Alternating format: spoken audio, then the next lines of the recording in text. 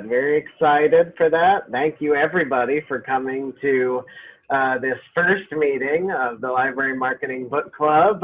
Very excited about this. And so we probably want to just get rolling and see what we can do about talking about the book. Since this is the first meeting, we'll talk about how meetings will go, and I love your guys' feedback because I've been in very few book clubs, so whatever works for us would be great. So we'll talk a little ground rules, and we'll talk a little bit about the book. And for those of you who just joined, we are extremely fortunate to have JJ Peterson with us. JJ works for the Storybrand organization. And works with Don Miller. And if any of you have heard the podcast, he is the co-host of the Storybrand, Building a Storybrand podcast. So reached out to those guys, said, hey, this is the first book that we're talking about. So JJ's like, yeah, I'll stop by. That's awesome. So very glad to have you here, JJ. Of course, knowing that this is a book club and not everything is always positive about the book, there may be some adjusting feedback, but I think that's all part of the fun. And of course, I think it's going to be a good discussion, and really looking forward to it. So first things first, let's just talk about our ground rules. So we will use the same, I'm proposing that we kind of follow the same thing that we do with our Facebook group. So we have some group rules in the Facebook group, and those seem to fit pretty well here. So those are be kind and courteous, of course. That is always going to make a nice positive experience. No hate speech or bullying. Obviously, that makes things rotten. So we don't want any of that. No politics, please. So especially now, there's a lot going on in politics. We are in an organization that sometimes, or an industry that is sometimes charged a little bit by politics. So unless it has something really germane to the book, let's try to make this about library marketing and see what we can do about staying away from political opinion. No promotions or spam. And so just to mention with this, there may be some people that are in library adjacent industries or library adjacent organizations. And I'm so excited to have them here. I see Angela Hirsch is on with us. Angela did work for the Cincinnati Public Library or the Public Library of Cincinnati and Hamilton County, and now works for EBSCO, which many of you may use LibraryAware. And so there's other people, and maybe just some people from some other organizations, and really hope to have that. But the idea, again, is just to talk about how to benefit library marketing. So, anybody who's joined has kind of said, yeah, we're here to talk about the good of library marketing, and it's not to kind of spam or promote things there. And obviously respect privacy. So, what happens in the group, is for the group, and would ask that everybody just respect everybody else's privacy. So that said, how does that sound to everybody? Anybody have any feedback, suggestions, questions? Okay, I see a lot of thumbs up. Oh yeah, also there's some neat features in Zoom that we've probably all become pretty familiar with if we're using Zoom. We use Teams a lot in our library, so it's a little different. But for Zoom, if you do want to raise your hand, you can, if I remember right, you can go over to participants. Wait, now I don't know. I thought that's where it was. How do you raise your hand in Zoom? Is that it? Reactions. Is it reactions now? Okay. Well, I see all the other things. I don't know that I see a raised hand. Yeah, when you push participants and open that up on the very bottom right, it should say raise hand. There's a little, yeah. Okay, yes. Thank you. So thank you, JJ. And like I said, we use Teams, which doesn't even have a raise hand. So we just like, hey, yeah. So however you need to get attention. Better to, try and follow that way than to interrupt. And yeah. And so any other questions or anything before we get rolling about ground rules, or any suggestions or anything else? Feel free to use your reactions.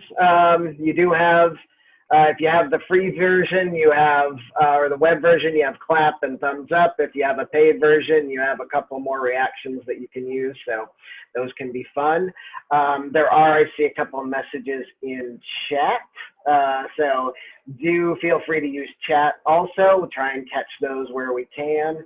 And if not getting your attention, if you're not getting my attention, then try harder. And we'll see, because we got a bunch of people. Some cameras are on, some cameras are off. So whatever it takes, that would be great. All right, so I don't know, JJ, are we putting you on the spot if we give you any sort of an opportunity to an introduction? I mean, you are a special guest, so happy to have you say a couple words before, or your choice. Yeah, I can share a few things just to say hi mainly, and I'll try not to be political, and I'll try not to be any hate speech or anything during this. But no, it's so fun to get to be a part of something like this where people have read the book, and you specifically have a very niche market, and so it's kind of fun to engage in that space. To give a little bit of my background, I've been at Storybrand now for about 5 years. I used to be in education, so I was a professor and dean of students at, worked at a couple different universities, and then have also been in television and film and nonprofit marketing, in particular with community development, both in Central and South America and in Africa. And so kind of have done the marketing side of things, have done the education side of things. And I came to Storybrand about 5 years ago as a client, when it was really just getting started, to brand a television show that I had just sold. And I was very excited about it, but kind of in my mind was like, I've got this, I teach marketing, I've done marketing. And I kind of came to the Storybrand framework and fell in love with it, just basically based on its ease of use and its application to anything. And so kind of then just started lurking around Storybrand a little bit, and then they eventually hired me to come in and help people figure out their messaging and marketing through the story framework. And so, the things I would say, just kind of as you get started, and any questions you have specifically for me, I am more than happy to. My dog will be joining us on and off through this whole thing. He loves when I get on Zoom, and he hates when I get on Zoom. So I apologize, or you can just use that as a distraction. But any questions specifically you have from, for the book or anything, or even any critique or any confusion, I'm more than happy to speak into. But I think for anybody who has studied story or marketing at all for very long, most of these principles are not individual principles, are not unique, right? There's a lot of things in there that you will recognize, that you will see from both narrative structure and marketing if you've done it at all. What this does is just kind of puts it in a very simple framework in order to reach people more effectively and more quickly. And so that's part of it. Is when I came to it, I was kind of like, well, none of the individual pieces of this is genius. It's the framework itself that gives me the ability to kind of sit down and write a quick email or quick story or give a quick speech that makes sure that I am consistently positioning myself as the guide and my audience the hero through the whole thing. So that's just a little bit about me. And I love interacting with people and being a part of things. And I get to work with companies and individuals all over the world on this stuff. So thank you for allowing me to be here and be with this group. I'm very excited. Thanks so much, JJ. I really appreciate it. Appreciate the intro and the caveats, and the dog. Yeah, I was going to say we may see dogs and cats walking through many screens. I know we have libraries famous for cats, and I certainly have some walking around. So yeah, so very good. Thanks so much. That gives a great context. So yeah, so let's get into it. Who would like to, anybody have, I guess, just kind of initial opinions or initial thoughts about this book, how it relates to, and how it relates to what we do, library marketing?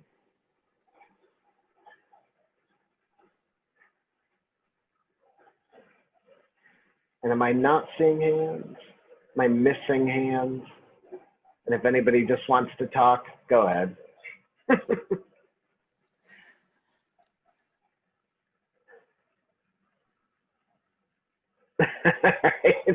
Quiet group.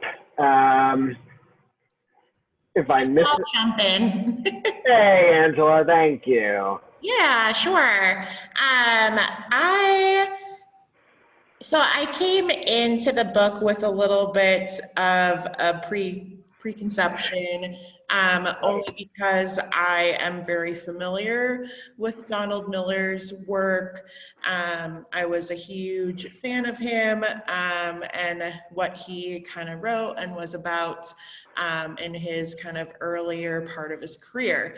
And I remember kind of seeing the transition from where he started to kind of this new step in his life. So I definitely came in with some preconceived notions of this book, and my own feelings about that transition.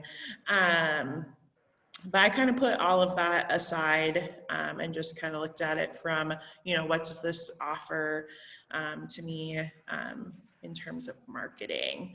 And I'll say that one of my favorite pieces of all of this is really the brand script. I spent a lot of time digging into that in my reading of the book. So I really did appreciate that. I think it's a really valuable resource, and it really helped me to start thinking about, like, what is our message as a library? What is our message to patrons? And I think the thing that I was coming up against the most in my reading of the book was kind of differentiating between a business that is working towards a profit, and then being in a library that is nonprofit. And so some of that was a little bit hard for me to translate. So I think still kind of working through that a little bit. But yeah. I enjoyed the idea of how valuable stories are and how do we apply that to our marketing. Yeah, no, that's great, Angela. And what, for some of you, if you're not sure what Angela's talking about, so if I don't know how much you all have known about Donald Miller, but so he started as he was a publisher of homeschool textbooks, was one of his early jobs. And so he had a publishing company, and then he wrote some books, and he wrote one in particular that got a lot of attention, which was called Blue Like Jazz. That was his first New York Times bestseller. JJ, you can correct me if I get any of this stuff wrong. So he wrote Blue Like Jazz, and it was I think even in the title, it was like a book about Christianity for non-Christians, so it had to, it touched a lot of nerves for a lot of people. It actually resonated with a lot of people, became a movie. It was a crowdfunded movie, and so it had a lot, and then he wrote a few other semi-autobiographical books that were kind of in that same spiritual journey thing. And what's interesting is there was a recent thing on the podcast where somebody, I think it was like Stephen M.R. Covey or somebody asked Donald about the difference between when he was that writer and now, and even he says, he's like, well, he says, I feel like that's a totally different person. So it's an interesting evolution that brought him to this book, and definitely I think that's going to carry through.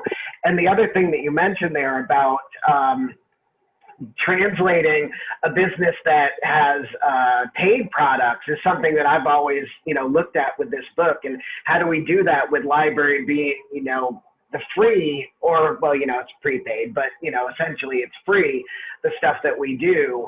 How do we use that? How do we apply that? So yeah, it's an interesting aspect and something interesting to kind of think of what we do. That's great. Thanks, Angela. Somebody else have some thoughts that they want to share?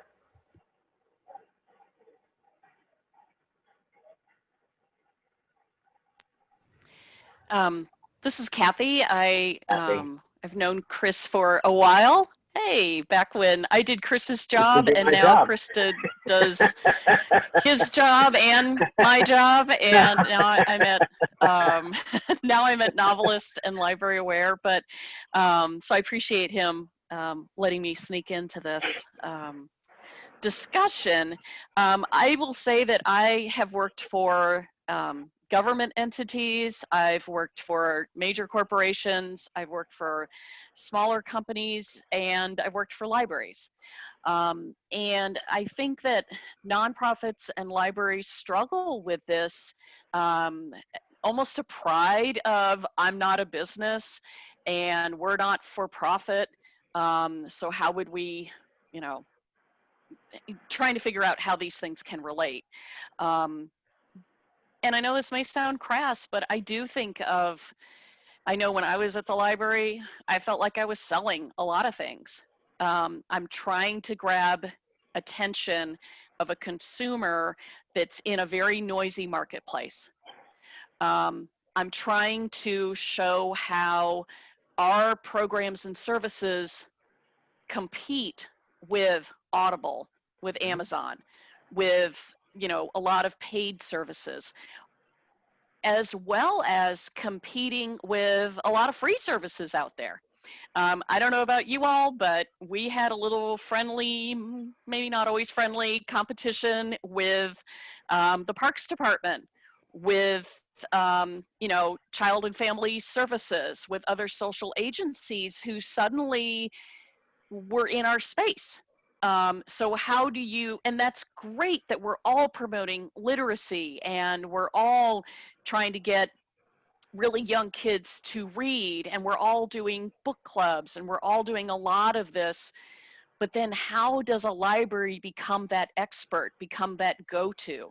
And it's not about excluding all these other agencies and all these other resources. There's enough need for everybody to pitch in, but when you're going up to when you're going in front of your stakeholders, when you're going in front of city council and saying why you shouldn't cut my budget or why we need more money for collections, then it gets tough, because that's when the people who control the purse strings say things like, well, the Parks Department also does that. Well, the Sheriff's Department, the Fire Department. So Angela, I think you bring up a really good point. I think it's also that libraries give everything away for free. It's very hard to ask for money. It's very hard to talk about money. I know that came up in the Every Library conference that some of us recently attended on funding and advocacy. So just want to throw out some of those things. I saw some noddings of heads, so maybe some other people have some things to add or some things to contradict. I'm open to both. So thanks.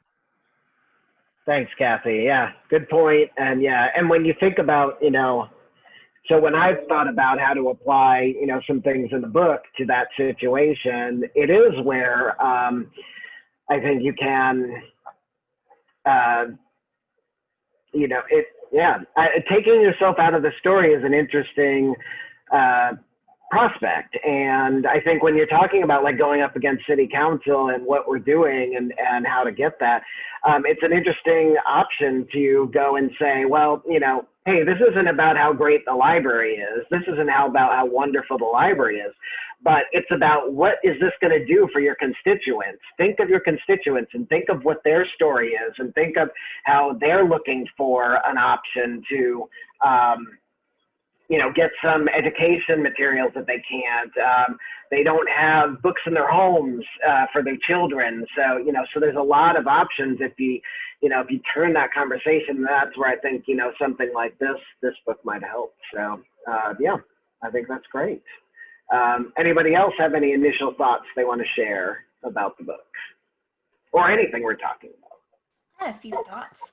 Hey. My background story is I'm a little bit different because I'm not in a public library. Okay. I'm in an academic library. So that makes our market even narrower. And I am the recent addition to our team, and I'm the online librarian, and I'm also the youngest librarian since I just recently graduated in the last couple of years. Congratulations. Yeah. And back in my alma mater as well. So that kind of, that's kind of really like a heavy weight on the shoulder, so to speak. And our library is mainly for our online and adult learner students, not the traditional university students. So that creates a challenge as well, because we're not on campus for everyone to walk in. So one of my big goals I've been tasked with is to do strategic planning as well as marketing to go along, a marketing plan to go along with that. And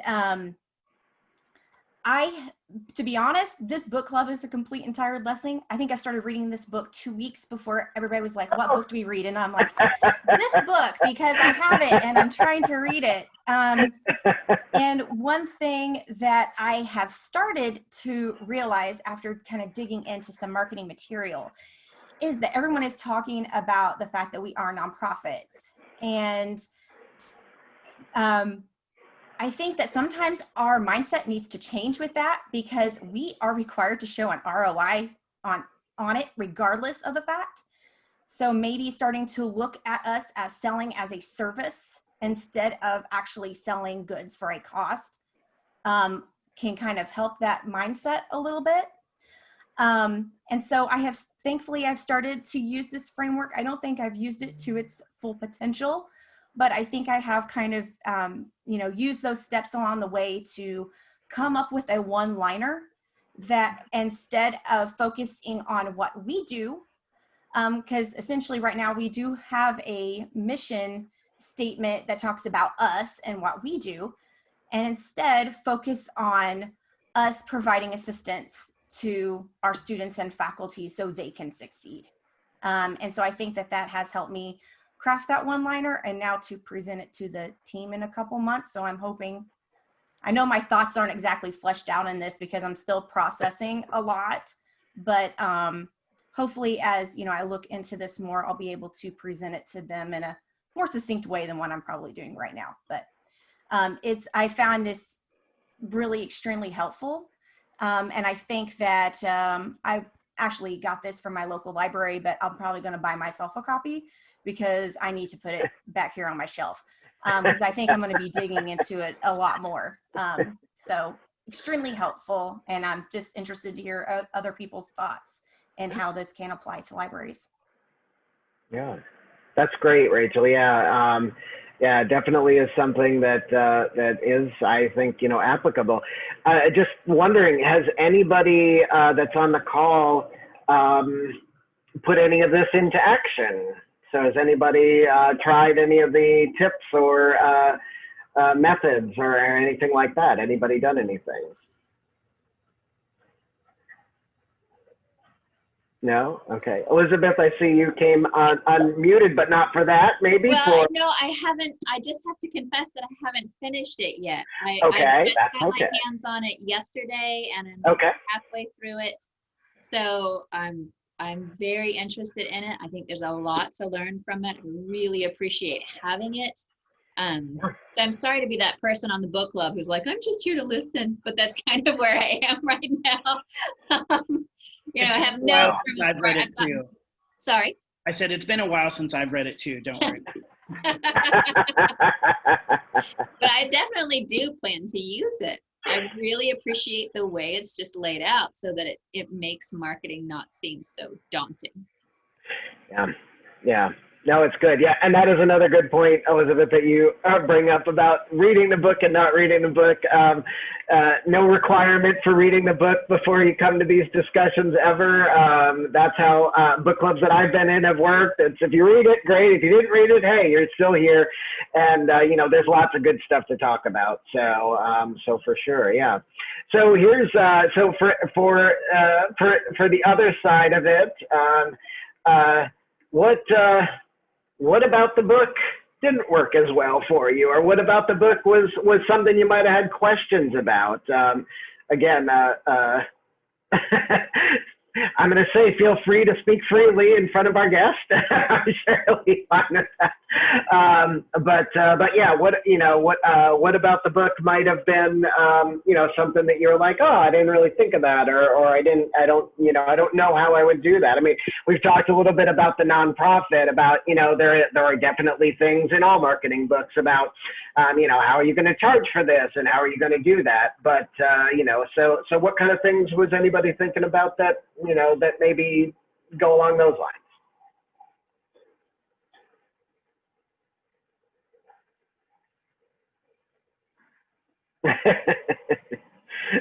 I will keep pausing.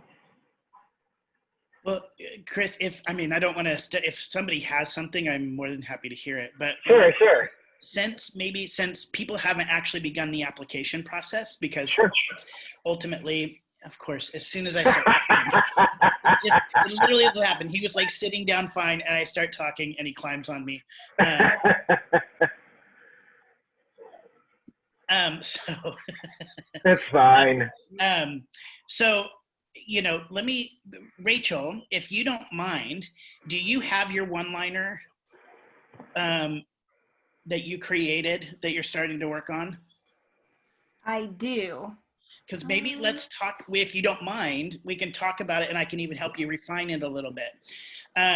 So one of the things, here's kind of say, if I was going to just say, let's say I had 20 minutes or 15 minutes to talk to a group and say, here's the main things that I would try to get out of this book, or like the framework and application, is that, you know, ultimately, when I think of how to apply the framework, I don't necessarily think of specifically customers. I think in more terms of audience.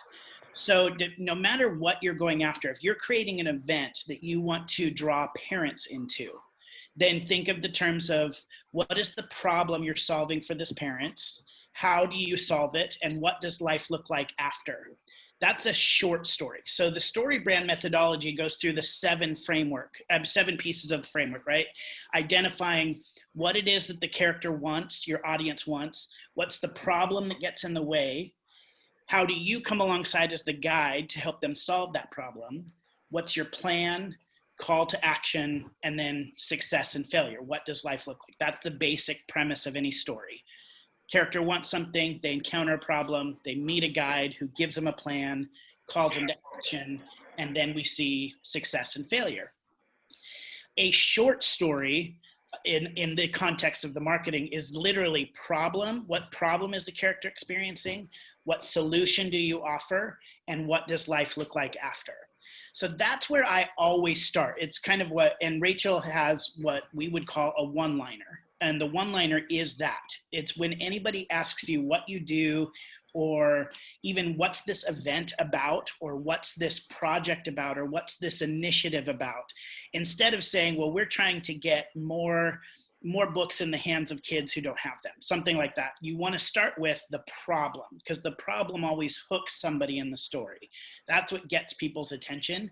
So you want to say, in the area that we live in, 25% of kids don't, you know, you start with the problem, and then you say, so we've created this initiative in order to get more books in the hands of kids, so that, and then you give success, because we know that when more kids are engaged in reading, their grades go up, and actually they have more success in school, and they have stronger family life. You know, and so you really go problem, solution, success. That's the shortest version. If I was to say, to grab one thing out of the whole thing, is really like saying, how do I consistently talk about my programs, or what I'm doing, or even when I'm getting ready to go up in front of city council or any kind of government agency, to be able to say, problem, solution, success, problem, solution, success. That just frames the story for people of what, then beyond that, you can almost introduce any talk you're ever giving with that piece. And then anything you say after that is now framed in the story. So if you have a whole bunch of details and plans and you've got statistics and everything, that's fine, but only when they're in the context of the story. And so, and why we really say that you want to have the audience as the hero of the story is because they see themselves in a story, right? We talk about this in the book. They see themselves in a story. And if they're the hero of their story and you position yourself as the hero of your story, you're now in competing stories. You actually are like literally competing against them. Even if you think what you're communicating is that you are helping them, if you make yourself the hero, you're in competing stories and they go, oh, that's great. Aren't they doing wonderful things at the library? But you're not actually positioning yourself as the guide in their story. So they may like you, but they're not going to do business with you. They're not going to engage until you position yourself as the guide for their story. And primarily what the guide does is help the hero overcome the problems. So what I'd love to, if it's okay with everybody, is to hear Rachel's one-liner, her short story, which is problem, solution, success. And I can give a little bit of feedback and say, here's how we'll tweak it. And maybe that can give some people a little bit of tools for application as you get ready to kind of finish the book and begin to apply it. Great. Yeah, that'd be great. Rachel, if you're open to it, that'd be awesome. Little nervous because I'm sure it's not the greatest that it could be, you know. So here's what I have. We provide busy students and faculty with research, citation, and technology help that they can use to achieve success in their classes and become world changers. Nice. Okay. So what I would say, I love the language there. What I would say is that has a really good second and third part to it. So you say what you do and what their life looks like after, but what you actually need is to agitate the problem in the beginning, because what you kind of allude to it, like you say, busy students and faculty. So read it again for me, and then let's hone in on the problem a little bit and see if we can kind of make that a little bit tighter. Okay, we provide busy students and faculty with research, citation, and technology help they can use to achieve success. Perfect. So let's pause there. So we provide busy students and faculty with research and citation. What problem does that solve for them?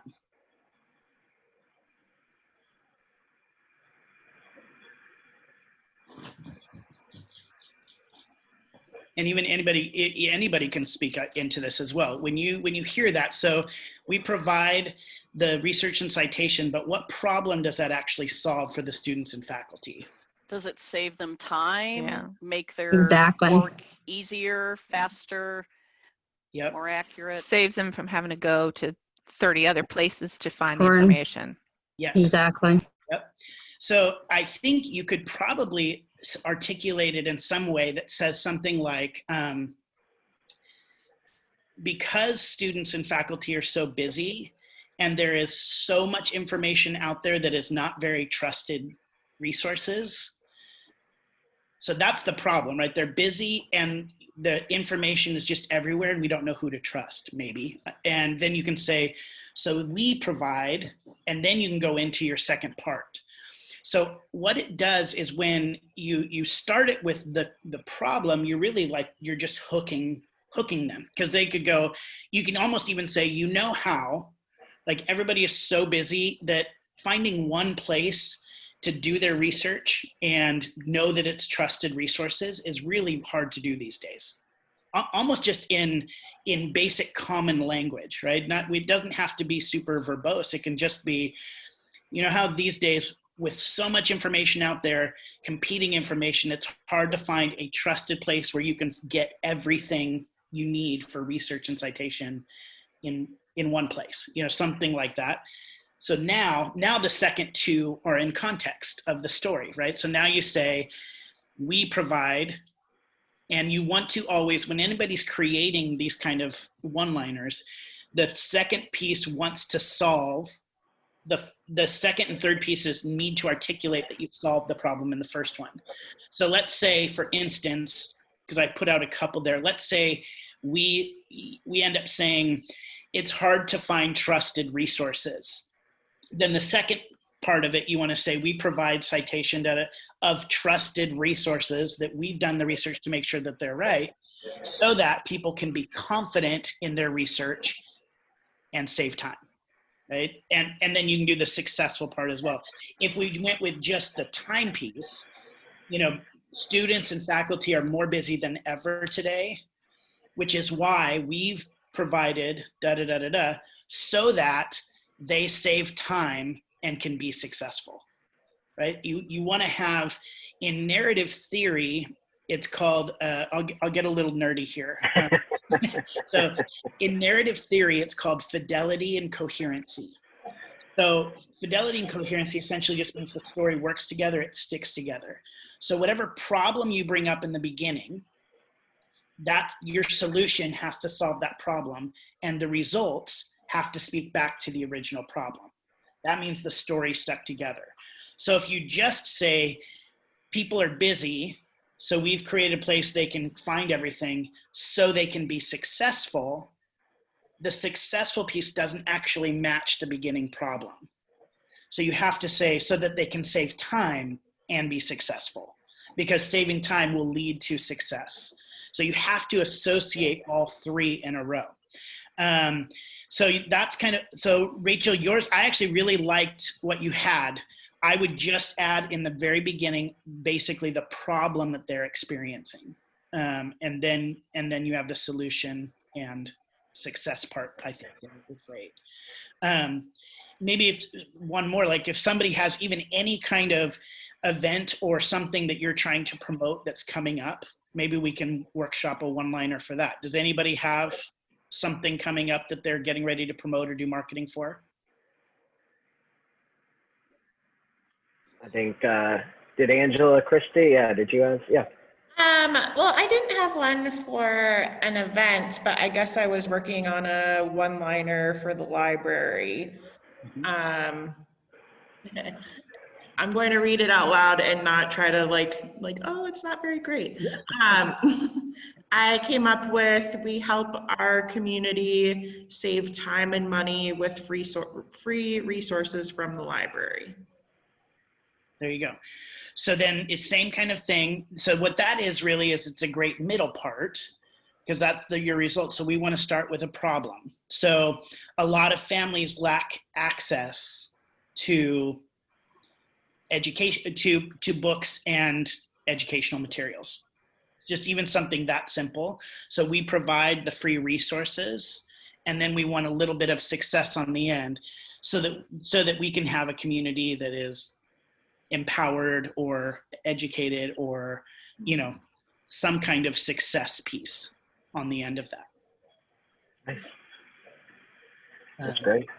Yeah. And that's really all with all of this, even I think, in the whole Storybrand framework, when you're going through it, I will say, here's a couple things as you're getting ready to kind of go into application mode, is that two things that I always say to people is, don't overthink it. The smarter you are, the harder this is. And I really mean that, like, that's not a blowing smoke kind of thing, because the more you're engaged in education and the more education you've had, you've been taught to think in nuance. And so you're thinking of all different sides and all the different audiences and how do we do all of this?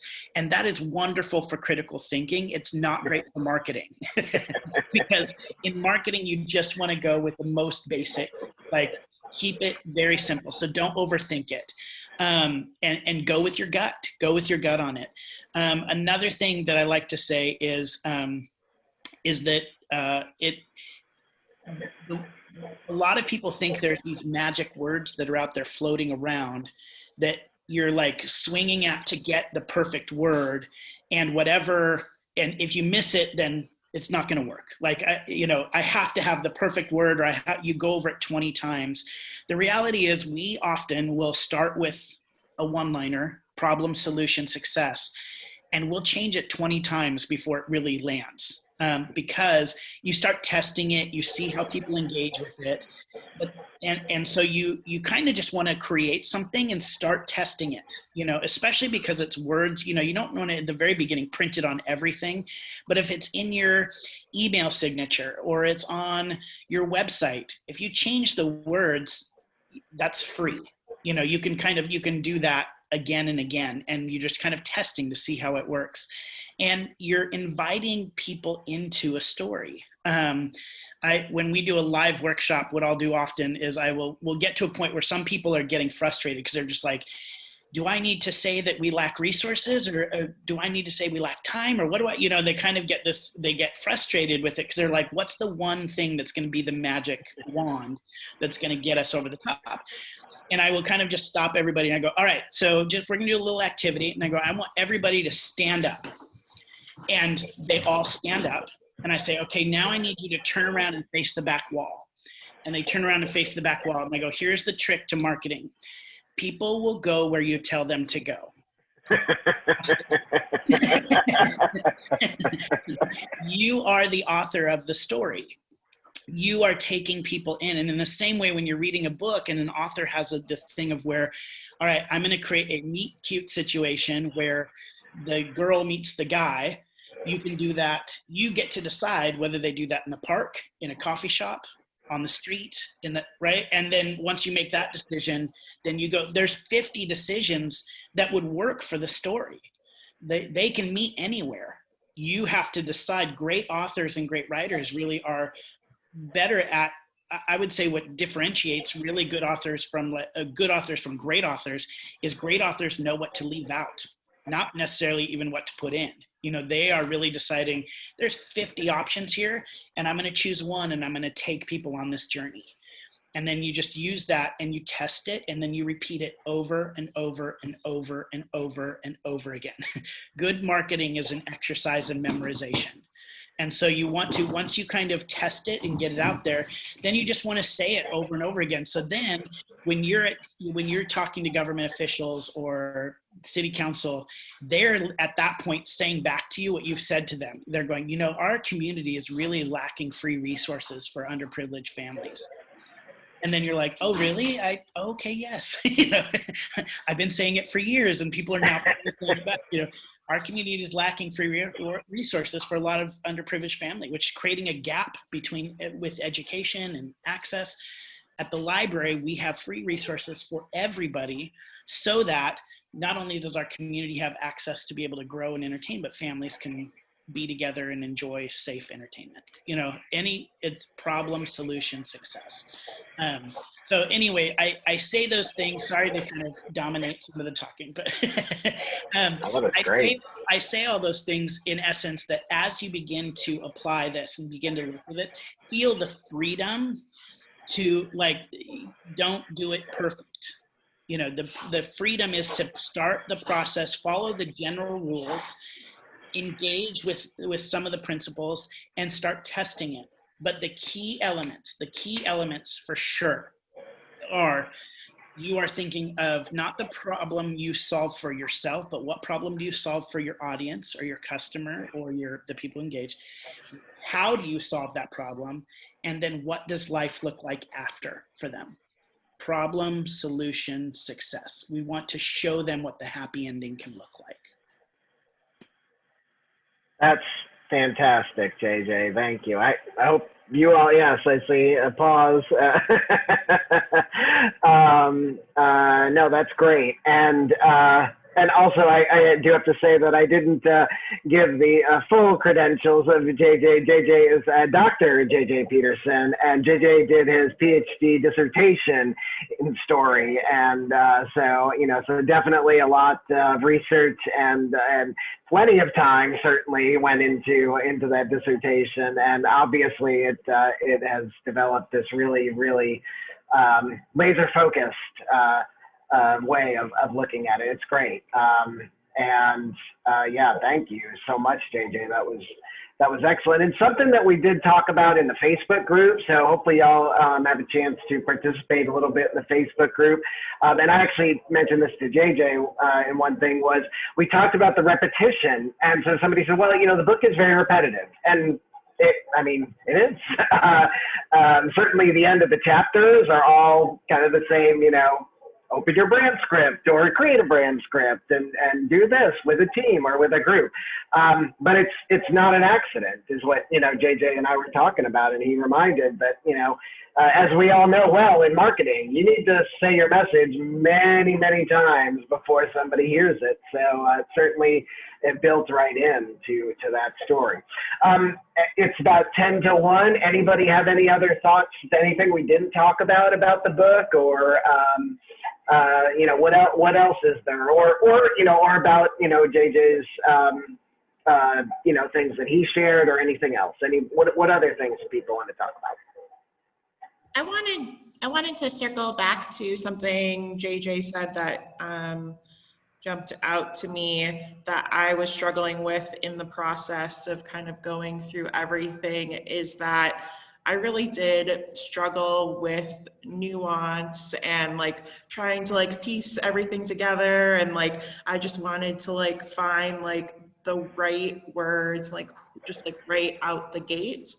And so that is, I guess, really reassuring to me, to be reminded that this is kind of hard to do if you have spent a lot of time in the educational system, kind of thinking about nuance, and then that this really is a process. I found it easier to think about, because I also was kind of thinking about a project that we were working on, and doing the same thing for that. And I found it easier to apply all of this to kind of that one specific project. And it became more difficult when I was thinking about the library and all the things that the library does, and how do I distill that into one message, because the library isn't one thing to all people. Some people, you know, come to the library to get their like newest, greatest books. Some people come to make copies because they don't have a copier and to use computers.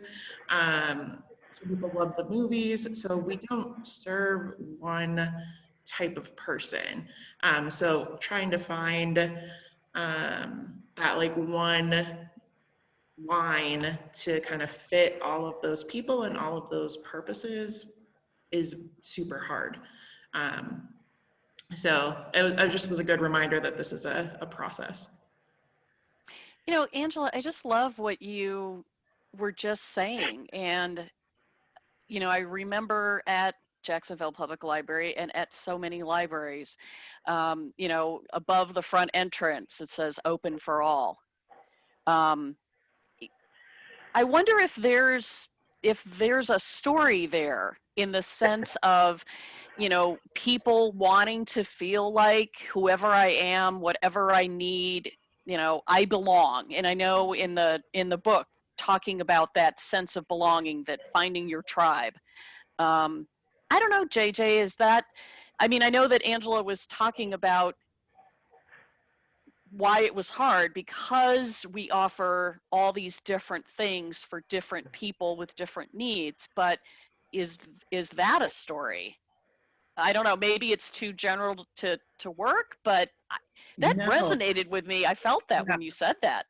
Yeah, I mean, I think that is when you're looking for the higher level, like what Angela and Kathy are talking about, of where you have a much broader audience, it's a much more umbrella story. So it's really like, you know, even when I said earlier, like access for all, if you had that kind of in your back of your mind of that's our story, and then you said you put on your website, library, what did you say, library for everybody, or everybody?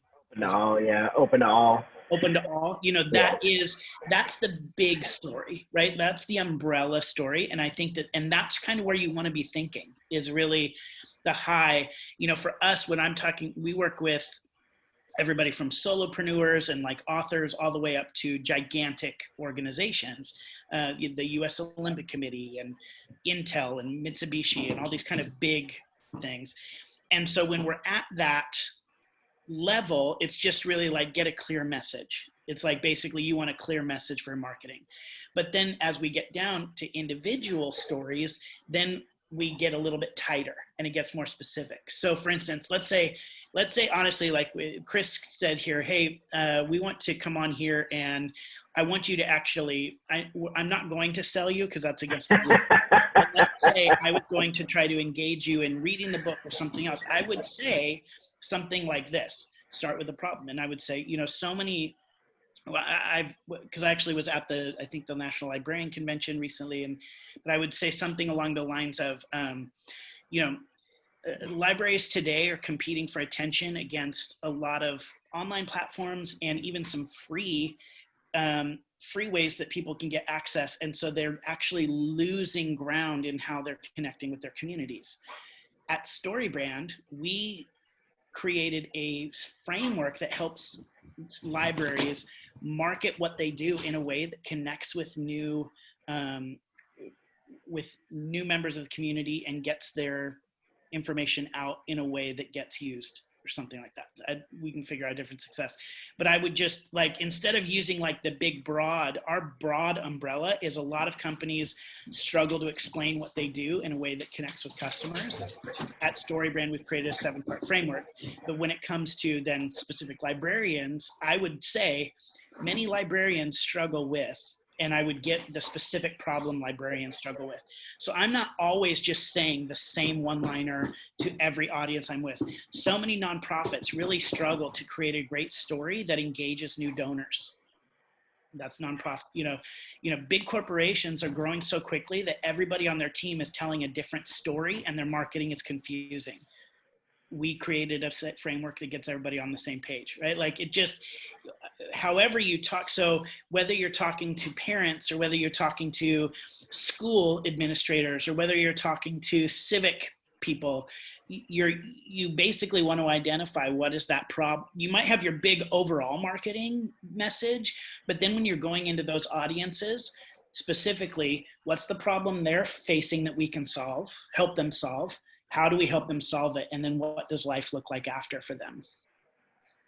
Yeah, that's great. Yeah, it is tough. Yeah, and that's what I was that was great because that's what I was thinking is a lot of, you know, what we talk about with libraries. I know we've been at, you know, different events and we're all talking among ourselves and like, we do everything, we do so much. And it's, you know, it's hard to kind of boil that down. I've been playing around with something that is focused on, you know, people like to feel smart and, you know, people have a hard time finding places that make them feel smarter and, you know, one place that can kind of help move them forward. So I'm playing around with that. I don't have quite where it's going yet, but I know that there's something in the need there that seems to fit. So, but yeah, that big overarching message is a challenge, but I think it can be very powerful when it comes. So yeah, definitely it's real encouraging to think that there isn't the, you know, we're going to land on this and that's going to be it. And it's going to be perfect. And we're never going to, you know, we're never going to have to change. So we just have a few minutes left. Thanks again, Dr. Peterson, very much for joining us. We really, really appreciate it. This was absolutely fantastic. Thank you for giving us your time for this hour. This was wonderful. And before we go with everybody, I did want to talk just real quickly about how we select our next book. So I put up a form on the Facebook page. If you have suggestions for what books come up, you can put your suggestions in there. What I would propose is that we kind of, you know, maybe sort of randomly, I'll pick 3 out of that one for the next month. If there's any that anybody feels strongly about right now, feel free to speak up right now and say which one you think we should read next. But I'll put up 3 and then we'll get some Facebook votes and we'll see where we go next. So anybody have any discussion about choosing the next book? No, I just see she's shaking heads no. So sounds like that's a decent process. Maybe we should ask Rachel what she's going to read next, because that seems to be how we pick our books. Rachel here. Yeah, Rachel. What do you have on hold, Rachel? We'll see. Let's see. On my desk, I went straight from building a story brand, and I've already finished Marketing Made Simple, which was pretty good, a good compliment. And now I'm doing the one-page marketing plan, which once again is really probably not so library specific, because they talk about you can't be all the things to all the people, and especially with public libraries, that's not the case. And it's way more focused on sales than, so I don't really know. I'm trying to pick out some nuggets. Yeah. But the one that I have already read, which I would go back and read again, which everybody in this group might find helpful, is one of the few library marketing books that there are. And I think I've already submitted this to the forum, so there'll be a record of that. But it's Library Marketing Basics. As you can see, Okay. I have it all marked up with Post-its, and I've really used that a lot in my strategic planning project. So that one is a really good one as well. But That's great. that's my 2-3 cents. Yeah. Yeah, there are a few library marketing books out there, so would make sense for us to tackle those once in a while. They may be a little tougher to find, but they're certainly out there. So you would hope that all of our libraries would have them as part of their collection, but yeah. So we'll.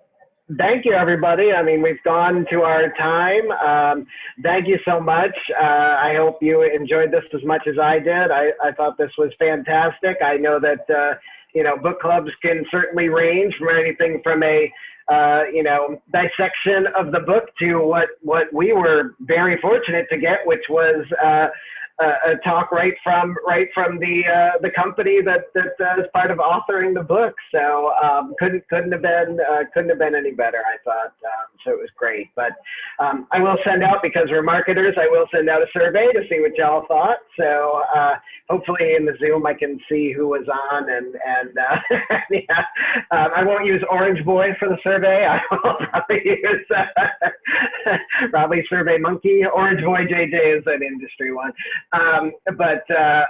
Anyway, but yeah, so thanks everybody so much. We will get back together the last Tuesday of October, and we'll vote on the book over the next few days, and then probably by like Friday. If you haven't noticed, I'm kind of sort of plan, kind of whatever. Kind of like by Friday, we'll say, hey, here's how the book seems to be going. So we'll pick the next book, and then we'll keep on rolling. So thanks again. Thank you so much again, JJ. Thank you. And thank you so much, everybody, for coming. And Thank stopping you. by. Thank you.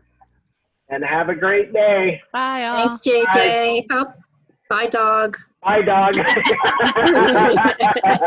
Aw. Thanks, Chris. Thanks all. Thanks. Bye. Bye. Amazing.